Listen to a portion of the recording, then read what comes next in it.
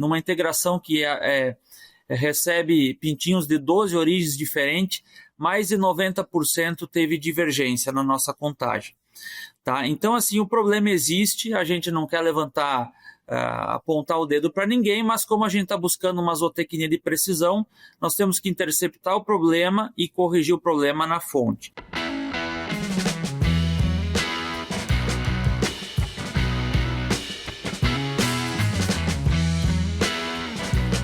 Olá pessoal, sejam todos muito bem-vindos a mais um episódio do nosso podcast O Aviário. O meu nome é Marcos Café e hoje a gente tem um assunto bem legal e um convidado super eclético, né? Nós teremos aqui um zootecnista veterinário, ou veterinário zootecnista, né? Ele tem as duas formações, e que é o Pedro Felipe Souza Teles, e o Pedro vai contar um pouquinho para a gente sobre questão de divergência de aves, né?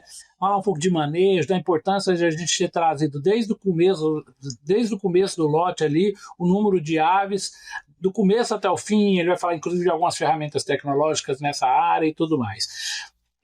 Doutor Pedro, dizer também, né, o Pedro está fazendo o doutorado dele, né, então já estou tratando ele aqui de doutor Pedro.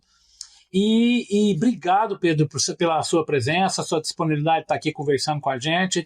A ideia do nosso aviário aqui é justamente trazer assuntos técnicos de uma forma bem facilitada para as pessoas que nos acompanham. E, aliás, aproveitar a oportunidade aí de mandar um abraço para toda a comunidade do aviário, do nosso podcast. A gente tem recebido um feedback bem positivo aí da comunidade avícola. A gente tem visto que as pessoas têm nos acompanhado. Vocês fiquem à vontade para mandar sugestões de temas, sugestões de palestrantes. A gente quer fazer um programa que agrade toda a comunidade avícola, né? O nosso bordão aqui é as mentes brilhantes da avicultura, e hoje nós temos aqui, né, o Dr. Felipe para conversar um pouquinho com a gente. Felipe, de novo, muito obrigado, e eu deixo você fazer as suas considerações iniciais. Então, professor, primeiramente eu que agradeço. O podcast já é uma referência para todos os profissionais, não só da avicultura, porque muitos deles trabalham em outros setores também. No meu caso, eu também atendo um pouquinho de bovinos, um pouquinho de suínos. E espero poder contribuir com a audiência sobre divergência de aves. Conforme o senhor falou ali, eu estudei em Lages e Chapecó, na Universidade do Estado de Santa Catarina. Hoje a minha orientadora é a professora Lenita Mauro Stefani. Acredito que ainda não veio no podcast, mas o foco dela é microbiologia, biologia molecular. E o meu co-orientador, o professor Marcel, que também já esteve aqui, e aí na área mais de produção animal. Então estou bem assessorado ali, tanto na parte de microbiologia quanto de produção. Através de soluções em coleta e análise inteligente de dados, o Easy auxilia indústrias do setor avícola a anteciparem problemas sanitários e a tomarem melhores decisões. Uma avicultura eficiente, colaborativa e sustentável é o foco da Easy Institute. Pedro, eu normalmente não gosto de ler o currículo da pessoa. Eu acho o currículo meio frio, né? Falar que formou em tanto, fez aquilo. Eu gosto que o nosso convidado conte para nós a trajetória dele e como ele veio. Eu sempre faço essa pergunta: como você veio parar na avicultura? Né? A gente ingressa no curso, muitas vezes a avicultura, de uma maneira geral, não é aquela. A gente não faz o curso por conta dela, né? Ela aparece na vida da gente, a gente logo apaixona e fica com ela o resto da vida. Como é que é a sua história em relação à avicultura? É bastante polêmico, na verdade, porque quando eu estava na zootecnia, inicialmente eu ia trabalhar com suínos. Tá? Daí, depois que eu me formei, eu consegui uma oportunidade que não é muito comum para um zootecnista, mas era um pet shop. E eu quis me especializar em nutrição de cães e gatos. Na ocasião, os cursos que eu tentei fazer, tinha que ser veterinário para cursar esse curso. E aí, meio de birra, acabei fazendo a veterinária para poder abrir o leque, né? Para esse curso específico. E acabei, durante o curso de veterinária, através do professor Clóvis, que também já participou aqui, trabalhando no setor e juntei a zootecnia com a medicina veterinária, né? Então, logo depois que eu saí, eu já busquei uma grande agroindústria, fui para Nova Mutum, no Mato Grosso, fiquei como estagiário lá e mais ou menos um analista agropecuário auxiliando ali, e consegui uma oportunidade em Chapecó numa planta internacional.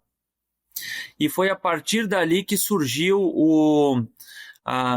o interesse na divergência de aves, porque na ocasião eu tive a missão de ajudar a solucionar alguns ruídos que tinha, né? Mas não era pela questão econômica em si, era mais pela questão de documentos.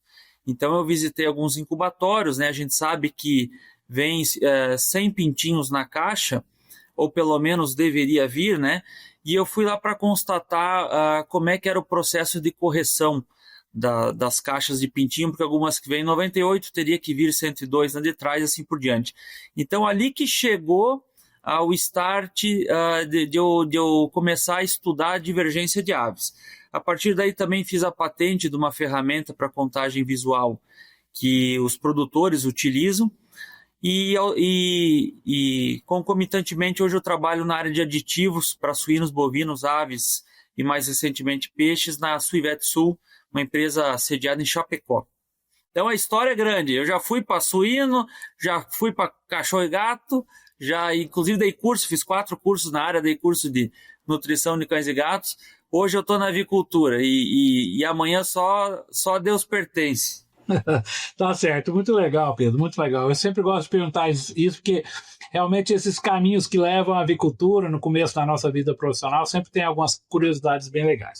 Sim. Bom, Pedro, então vamos aqui iniciar o nosso assunto técnico, né? Que, como você bem colocou, a divergência de aves. Eu queria que você iniciasse essa nossa conversa explicando exatamente, você já começou a introduzir aí no seu currículo, né?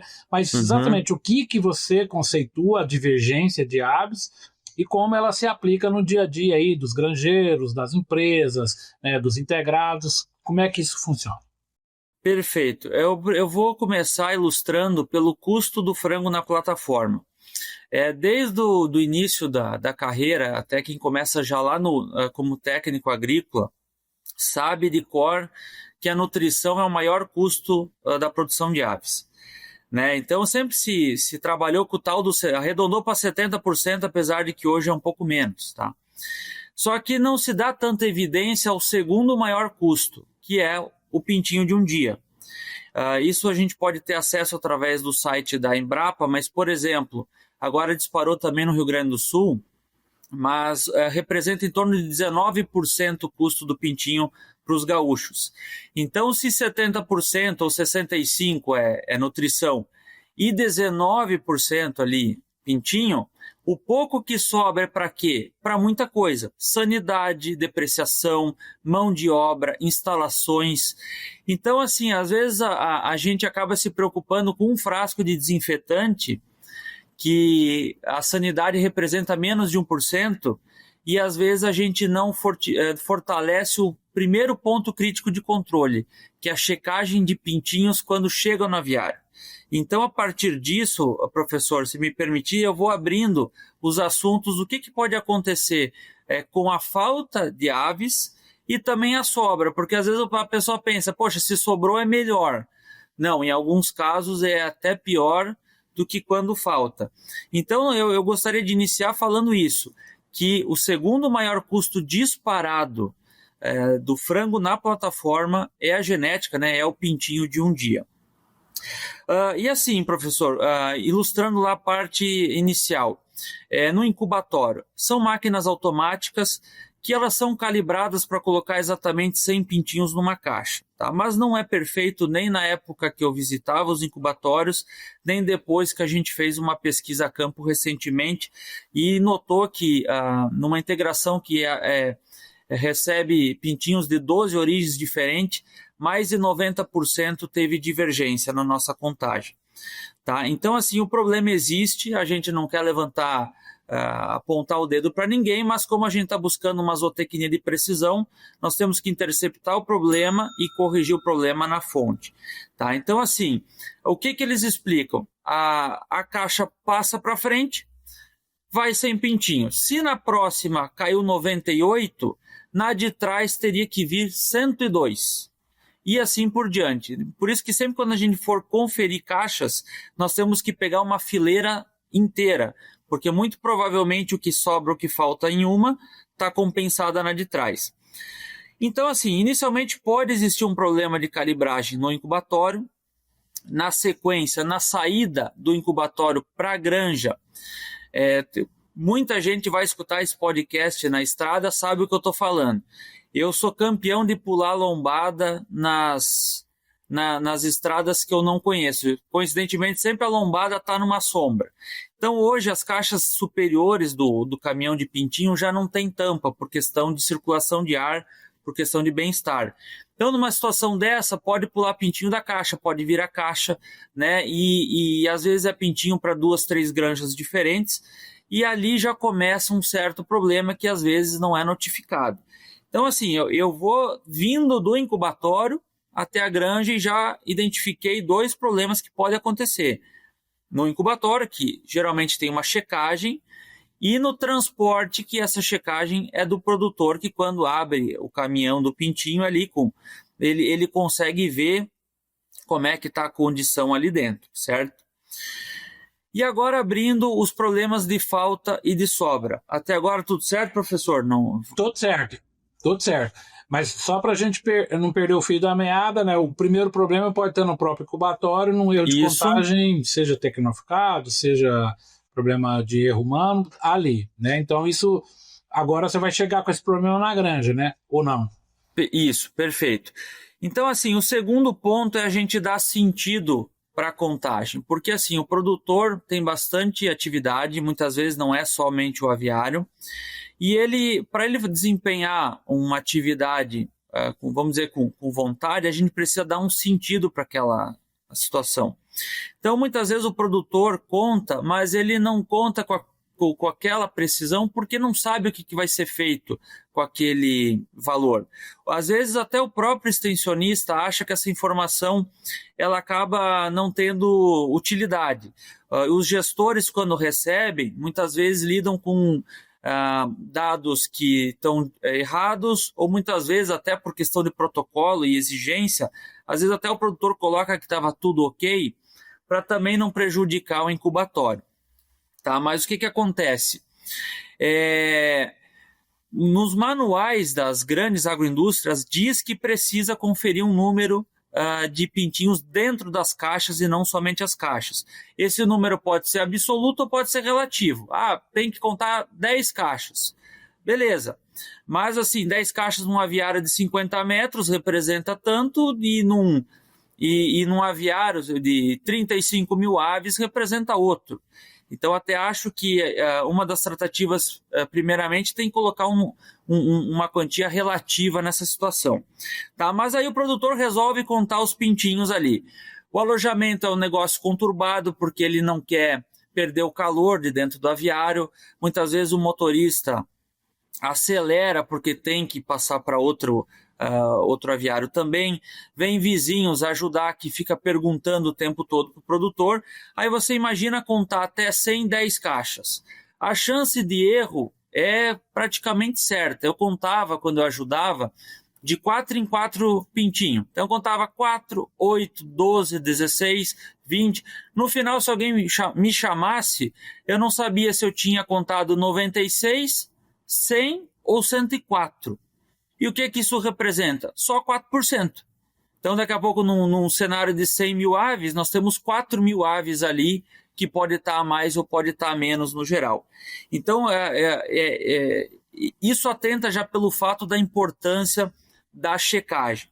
Tá? Poxa, e o que eu vou fazer com essa informação? Constatado que tem 4% de divergência, o produtor sinaliza para o extensionista, que sinaliza lá para o PCP, e no momento do carregamento pode ser que tenha 4% a mais, quando é de sobra, ou pode ser que tenha menos, né? E isso ele vai ficar alerta, porque o frigorífico também está esperando um número X de aves.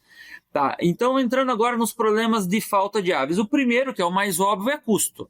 Tem gente que compra pintinho e ali aumenta 1, 2% o custo do pintinho. Então ele está pagando por uma coisa que às vezes não está recebendo. E dentro da própria agroindústria, a gente divide em setores. Eu entendia na época que eu era do fomento ali, do frango, que o frigorífico era o meu cliente e que eu era cliente do incubatório. Então, os indicadores, eles são separados lá dentro. Então, quer dizer, às vezes o incubatório está há 10 anos batendo meta e o frango está há 10 anos não batendo por mortalidade. Então, quer dizer, eu não estou levantando culpados, eu estou só dando ferramentas, né, para a gente analisar de forma macro a situação. Uma outra questão, pode ser sim erro de anotação. A gente sabe que cada dia que passa está mais difícil conseguir funcionário. Né, a sucessão familiar também, a gente está sofrendo um problema, até acho que agora está tendo uma certa reversão, mas tem um problema de mão de obra. Às vezes o grau de instrução é baixo, então assim, erro de anotação na ficha pode acontecer quando vai somar de cabeça alguma coisa, né? Questões estruturais também podem ter a ver. Às vezes é um aviário mais antigo, que tem frestas e pode ter pintinho escapando, deixa eu colocar... Tá. Pode ter pintinho escapando, pode ter predação. Claro que aí eu estou falando de poucos pintinhos, mas somando poucos com poucos, né, quando vê dá muito, né? Muitas vezes até quando algum fiscal vai ler uma lei, a gente tem que alertar muito isso. O tamanho de um pintinho não é o mesmo tamanho de um terneiro. Você perceber que morrer um pintinho é diferente. Muitas vezes você pode bater com a própria cama do aviário, 2, 3 pintinhos que estavam mortos ali que você não vai anotar na ficha. Então, assim, já tem várias falhas ali que a gente comentou que pode impactar lá na frente, que com a extensão rural, né, e com as ferramentas que vão surgindo, a gente vai tentando corrigir. E por fim, nessa parte de aves, assim, que também... duas situações, na verdade, uma que é mais polêmica, que não tem como não falar, muitas vezes é uma situação crônica em uma granja só. Poxa, faltou 300 frangos naquela granja, no outro lote 200, no outro... Surge, não dá para dizer que não, há dúvida, será que essa ave está sendo comercializada? Será que é o funcionário? Será que é o integrado? Então, assim, até por uma proteção do produtor, esse podcast vai ser bom para todos os setores, do produtor ao gerente da agropecuária, né? Então, até por uma proteção do produtor, ele tem que fazer essa checagem para mostrar, olha, eu conferi 10 caixas aqui e está faltando pintinho. Então, no final, ele se faltar, ele tem também como se proteger, né? E hoje, pelo menos aqui falando por Santa Catarina, a Cidasc deu uma flexibilizada ali. Na minha época, ali há 6 anos atrás, todo lote que tivesse 10% de mortalidade teria que ir para o abate somente mediante uma visita e um laudo dizendo que não tinha nenhuma doença de notificação obrigatória ali. Tendo sinal clínico ou não tendo, não interessa. Agora até ficou mais tranquilo, 10% em 72 horas e ainda tem que ter algum sinal ali envolvido, né? Mas antigamente você imagina, a pessoa mandou o aviário com uma previsão de 9% para o abate, chegou sem laudo e faltou 2%, estourou 11% e aí? Né? Daí corre sanitarista justificar e assim por diante. Então, assim, é um problema que impacta a sanidade, impacta a gerência, impacta o produtor, né? E vários players da cadeia. Professor, não quero também só carregar de informação aqui, mas em relação à falta, o senhor teria alguma contribuição para a gente estar conversando? Não, então, eu só quero assim dar uma organizada. Então vamos imaginar que o carregamento já chegou. É claro que a checagem inicial é feita por amostra, você colocou muito bem, 10 caixas, eu vou contar pintinho por pintinho na caixa e vou checar se está correto de acordo com o número previsto, que é 100. Perfeito. Mas a minha pergunta prática seria essa. Então, hipoteticamente, vamos imaginar que veio o número correto de animais. Mas aí, por algum motivo qualquer, você já elencou vários deles, pode ter aí, certo, fora do controle do granjeiro, algumas aves que estão, vamos dizer, saindo do sistema. Como é que... Porque, teoricamente, esse número aparece só lá no final, né, no relatório da apanha, de acordo com o número que chegou. Claro, tem a ficha de mortalidade, que várias empresas trabalham de maneiras diversas, às vezes semanal, às vezes, enfim, vai enviando para a empresa quantas morreram. E uma coisa ali, a contagem da mortalidade aí ao longo do lote e o final da contagem da apanha tem que ter pelo menos um número próximo um do outro, né? Como é que acha, vamos dizer que eu tenho um buraco aí, certo? Entre o recebido e o vamos dizer, e o enviado para a indústria, para o abatedor, né, tenha um gap aí relativamente grande, como você falou, e por diversos motivos. Onde isso vai aparecer? Como é que é a ideia do sistema? Aonde eu achar esse vamos dizer, esse déficit? Perfeito, professor. Por isso que eu considero a contagem de pintinho na chegada como um ponto crítico de controle. Aquele momento vai ser crucial para entender. Chegaram as aves mais ou menos na quantia correta ou não? Chegaram as aves. Ok. Então, daqui até o carregamento, o que tiver de furo no carregamento, eu vou entender que é algum ajuste fino que eu tenho que trabalhar dentro da granja. Pode ser a anotação errada, pode ser, conforme eu falei ali, bater né, o pintinho junto no batedor, o pintinho morto, no caso, né? Pode ser falha estrutural, porque o legal do podcast aqui é que o Brasil inteiro está escutando, né? Até brinquei, quiçá o mundo, porque tem muitos profissionais que vão para fora, e nós temos diferentes realidades. Tem integração que não aceita aviário que não seja climatizado. Tem integração que tem aviários mais antigos e que já nem vale mais a pena investir no aviário. Então, daqui a pouco, pode estar se perdendo aves ali também. Então, a partir de eu garantir que veio de forma correta, obviamente por uma amostragem, a gente tenta fazer o melhor possível, aí a gente vai fazer as tratativas no individual, conversando com o granjeiro ou com o produtor, ou instruindo, olha, tenta cobrir aquela mureta ali, fecha melhor aquela porta, né? Será que não tem alguma coisa de outra ordem que essas aves não estão ali? Será que tem alguém que está visitando a granja na calada da noite? Enfim, aí entra assuntos mais polêmicos também, né, professor? Que, claro, todo mundo é inocente até que se prove o contrário, mas a gente não pode dizer que não pode ocorrer esse tipo de coisa, né? Pois é, mas aí volta a minha pergunta, como é que entre esses dois momentos, a chegada do pintinho, você teria alguma sugestão da gente identificar essa fuga aí de alguma forma? Ou seja, existe uma ferramenta para a gente fazer esse controle durante a criação?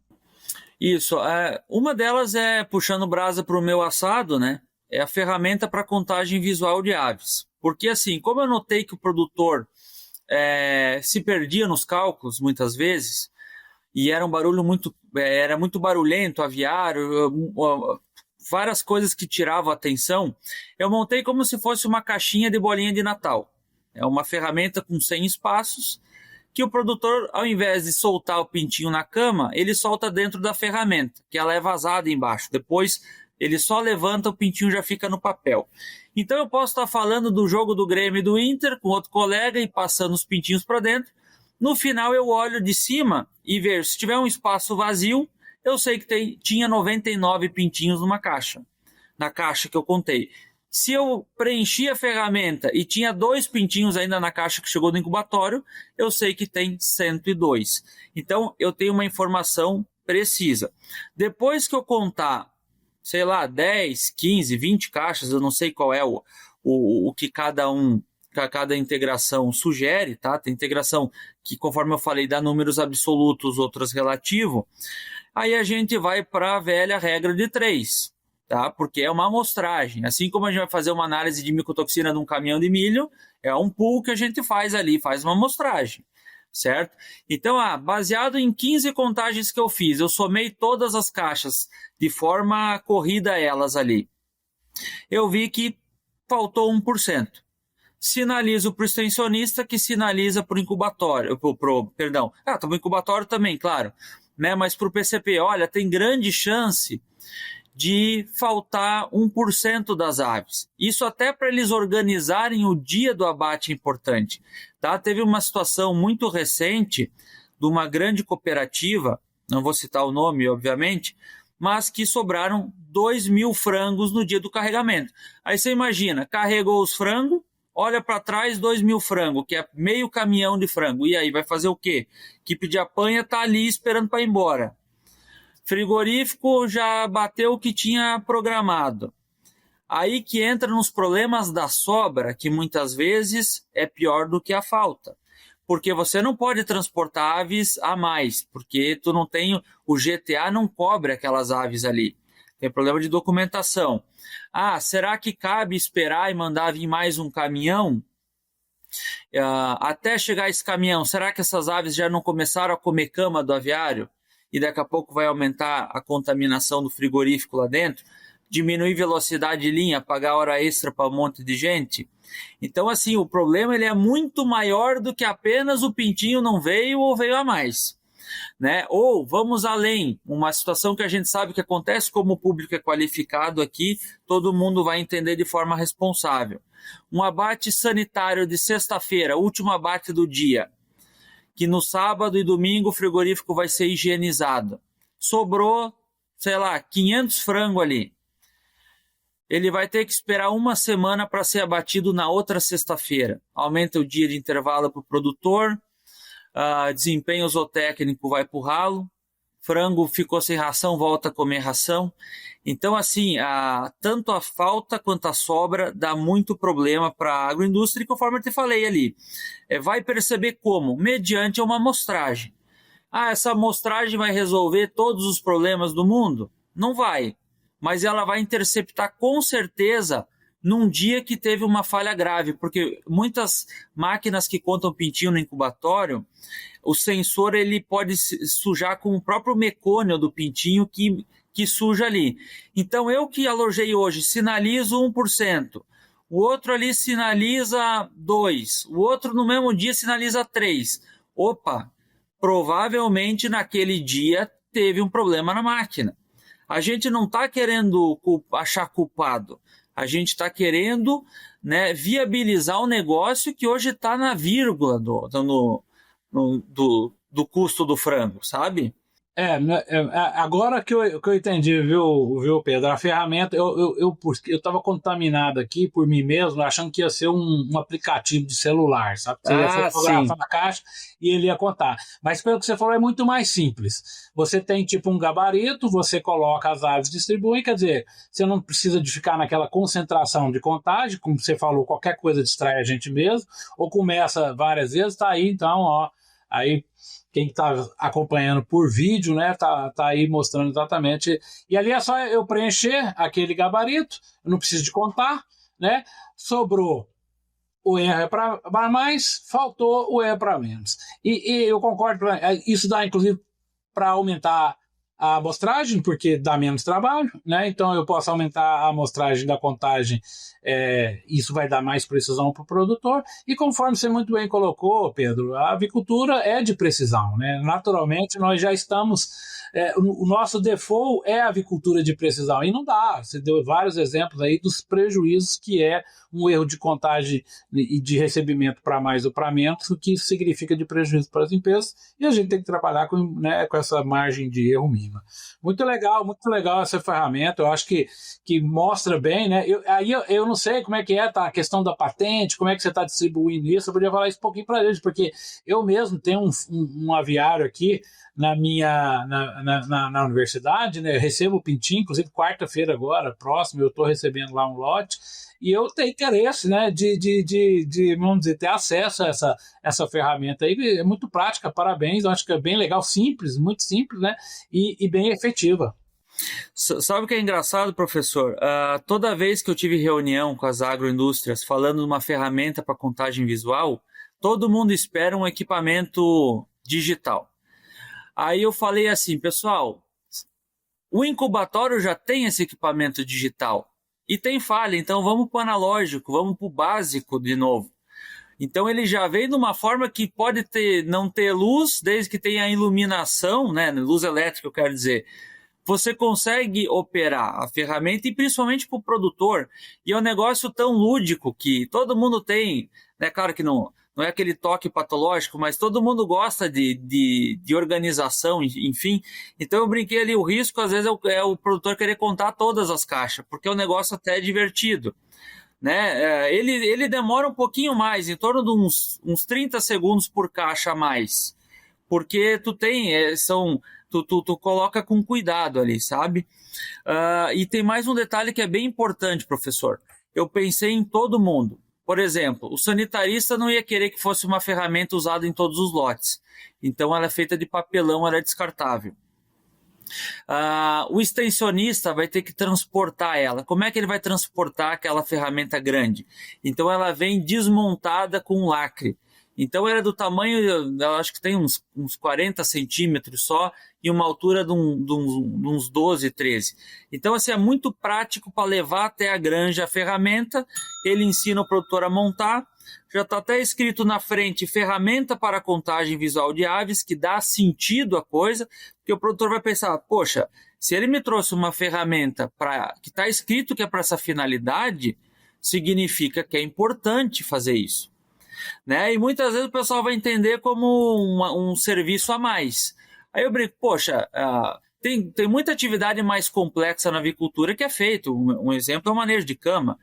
E é que nem fritar ovo. Tem gente que vai dizer que respinga óleo, tem gente que vai dizer que quebra a casca e vai pedaço de casca junto, mas depois que tu pega e tu vê a importância da situação, né, acaba entrando no automático. O foco, professor, não é vender no tete-a-tete essa ferramenta. Essa patente tem 15 anos, ela tem tanto o descritivo quanto o industrial dela. O industrial é um pouco menor, é 10 anos. Tá? A ideia é fornecer para a agroindústria e ela fornecer para todos os produtores que ela tem. E só um adendo, para a agroindústria cai um investimento na terceira casa após a vírgula, é 0,00 alguma coisa por ave, então o custo não é um problema, certo? O que dá para ser feito, que eu até abri um pouco mais a cabeça de um tempo para cá, como essa ferramenta ela vai estar indo em 100% das granjas, alguma empresa da iniciativa privada pode usar ela como um outdoor. Então, assim, poxa, eu já dei boné, já dei isso, já dei aquilo de pós-venda. Será que não é interessante patrocinar essa ferramenta que vai servir para o produtor e automaticamente ele vai no inconsciente ter contato com a tua marca?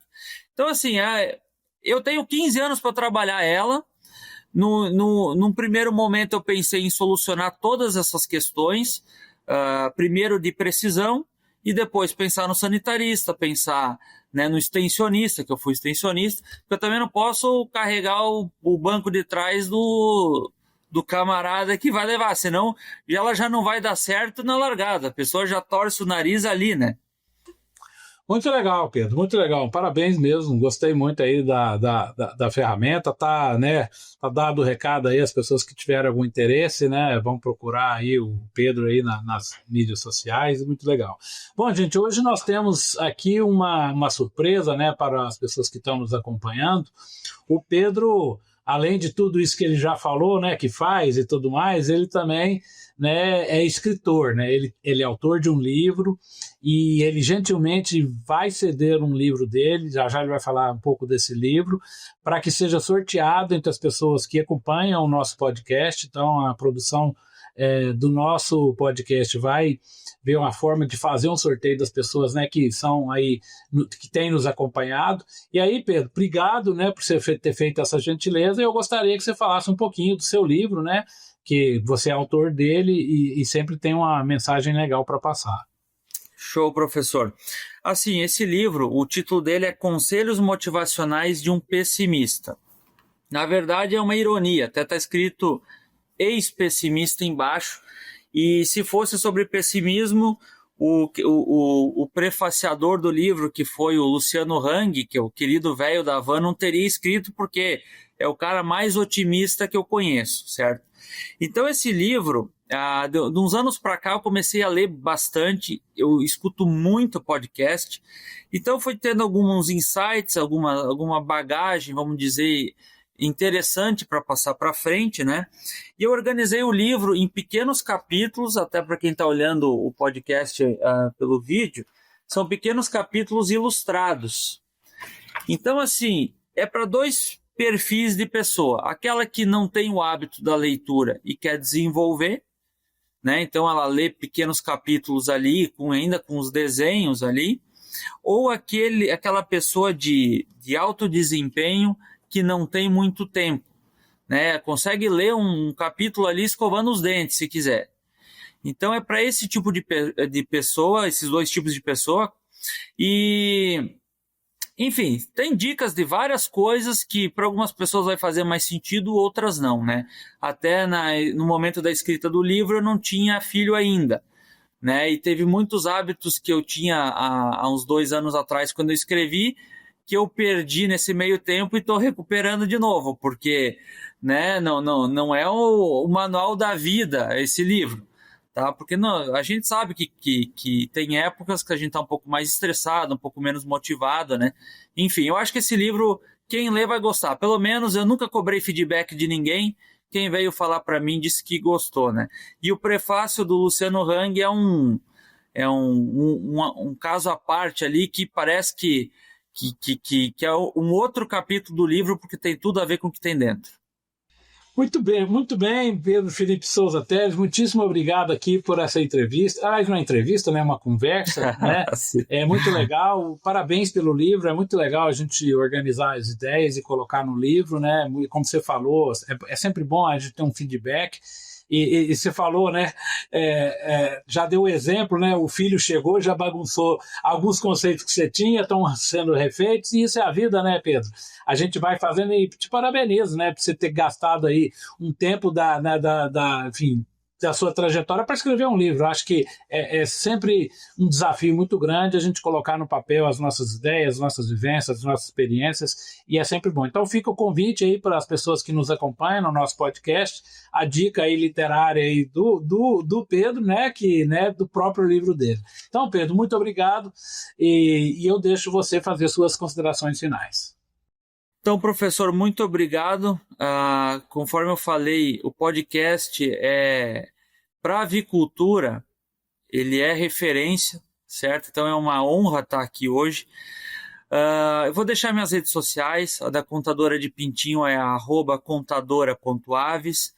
A minha rede social particular é @pedroteles.peu. Teles é com um L só.